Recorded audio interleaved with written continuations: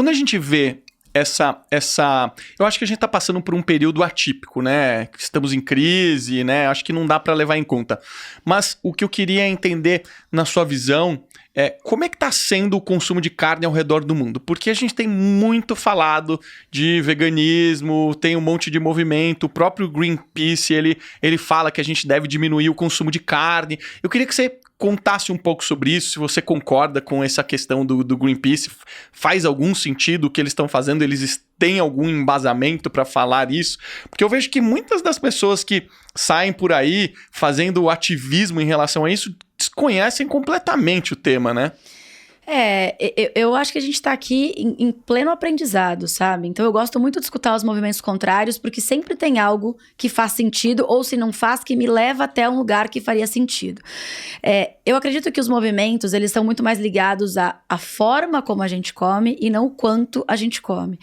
A proteína, ela é muito biodisponível, né? Então, a proteína é de origem animal. Quando a gente fala dessas substituições, eu me questiono se realmente foi feita uma conta de eu substituir 1 quilo de carne por 1 quilo de proteína de origem vegetal. O quanto que eu iria deixar com que essa população ficasse pior nutrida, porque eu dei menos proteína para a mesma quantidade. Então, se eu tiro a carne ou diminuo a carne, eu automaticamente tenho que aumentar a minha ingestão de grãos. Então, assim, é uma conta que pra mim, eu acho que assim, E deve ser dificílimo de fazer. O quê? Não deve ser um negócio trivial fazer essa conta, né? Não é tão difícil, tá? Mas não é tão difícil e é algo assim, onde eu comeria 1 quilo de carne, eu teria que comer 1,8 kg de soja, mais ou menos nessa faixa. Pode ser que eu esteja falando alguma coisa pra mais e pra menos, mas é mais ou menos assim. Mas eu fico pensando assim, poxa, é bonito falar pra comer menos carne, né? É legal, tá cool falar sobre isso. Eu sou super contra esses churrascos que as pessoas falam, vamos comer até não aguentar mais, vamos na churrascaria até cair. Eu acredito que a gente tem que comer a quantidade que foi, né, definida para o nosso peso, para nossa altura. Mas o que acontece? Isso é polêmico, né? É o tal do follow the money. Qual é a indústria que financia o discurso contra a carne? É uma indústria que tem vínculo com doença e é uma indústria que tem vínculo com produtos industrializados. Eu sou, né, tenho 80% da minha alimentação, quando eu não tô muito desregrada, eu como proteína. Eu como uma vez por dia. Uns 80%. 80%? Quando eu tô regradinha. Mais até quando eu tô bem, sabe, fazer uma palestra, quero secar e não sei o quê. Mas eu como uma vez por dia quando eu tô nesse tipo de nutrição, de estratégia nutricional. Uau. Que é o one meal a day. Ou seja, você fica... eu sei que você já comentou em algum momento de jejum, a gente já viu, né? Eu já vi você falando. A gente fica mais consciente dos nossos comportamentos de ingestão de alimento. Mas isso não é interessante para a indústria. Porque, poxa vida, eu vou estabelecer a minha saúde, eu vou me entender melhor, eu tenho menos problemas, ou pelo menos menos impulsos alimentares. Eu não tenho, né, a famosa pico de insulina, onde eu tô desesperado para querer comer um carbo. E eu não sou contra carboidrato, tá? Eu só acho que a associação de carboidrato com gordura vegetal e a carne tá mais do que provado de que não é legal. A gente desbalanceou, né, o nosso consumo. Total. Então, quando alguém fala a gente tem que diminuir o consumo de carne, eu não sou contra. Eu acredito que sim, a gente tem populações que exageram no consumo. Mas longe de precisar tirar a carne para que a gente consiga atingir os objetivos globais. Agora, claro, o mercado, pensando em governo, em Estado, vai ter um problema de alimentação global. Então, por que eu já não vou tratar criar essa demanda de como é que eu vou produzir proteína para tudo isso de gente? Será que não é melhor eu falar para eles que eles não precisam de proteína? E aí a gente vai substituindo por outros alimentos que são os mesmos que coincidentemente aumentam a taxa de obesidade na população e que me deixam à mercê de medicações? Então, assim, é polêmico. Eu não tenho eu sou super contra, super a favor. Eu acredito que sim, há um desperdício, tanto no Brasil quanto em outros países, mas eliminar ou diminuir o consumo de proteína de origem animal para substituir por outro, me prova essa conta que aí a gente começa. Não podemos nos iludir, né? Eu acho que vale a pena as pessoas depois até verem o seu TED Talk, que você fala muito sobre sustentabilidade, como é que a gente se prepara para o futuro do mundo, né? Porque estamos quase com 8 bilhões de pessoas no mundo, as pessoas não param de ter filho, e aí a gente tá chegando a 9, daqui a pouco a 10, e como é que a gente vai dar conta de alimentar todas essas pessoas. Eu acho que boa parte dos problemas que a gente tem no mundo é devido à hiperpopulação. De quase todas as ordens que a gente está falando. Econômico, de produtivo, de saúde, de seguro. É general. Geral o tema, é geral o assunto, né?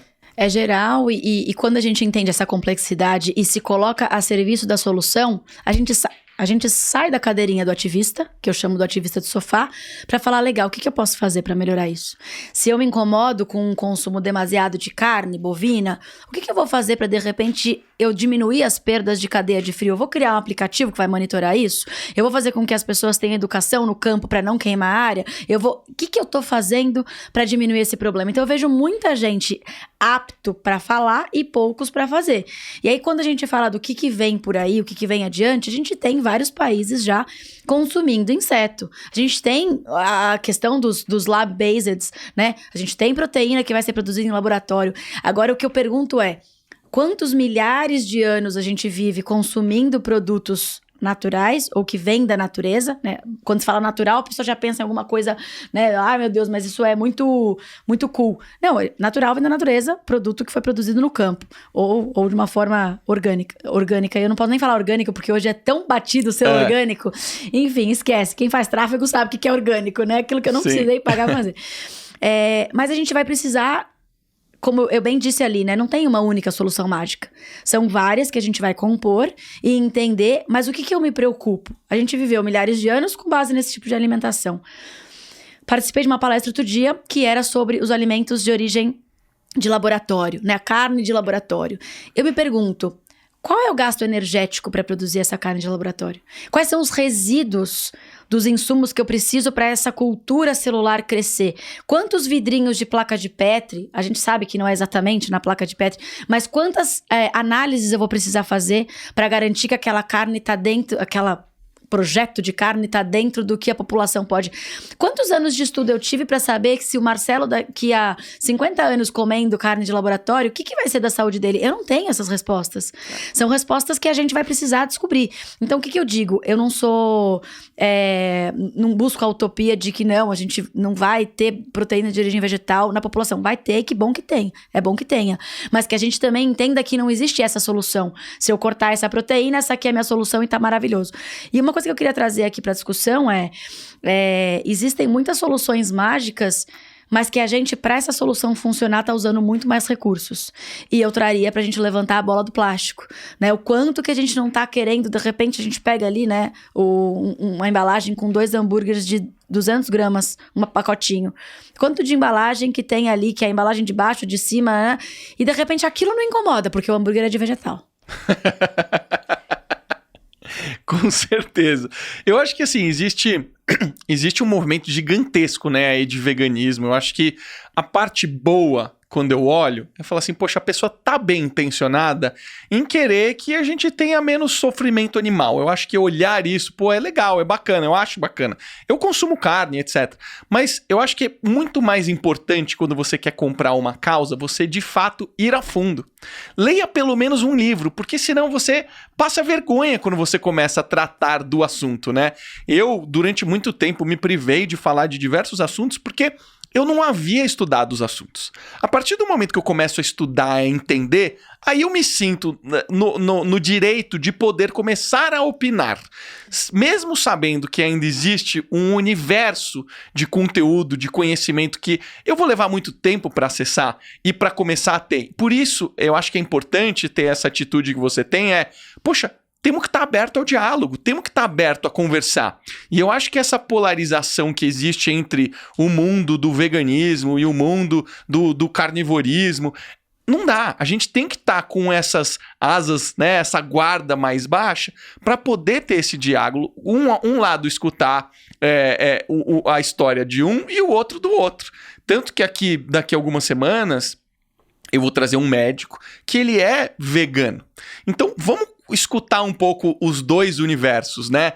Como é que é o discurso de quem acredita que deve existir um equilíbrio e o discurso de alguém que fala especificamente do veganismo?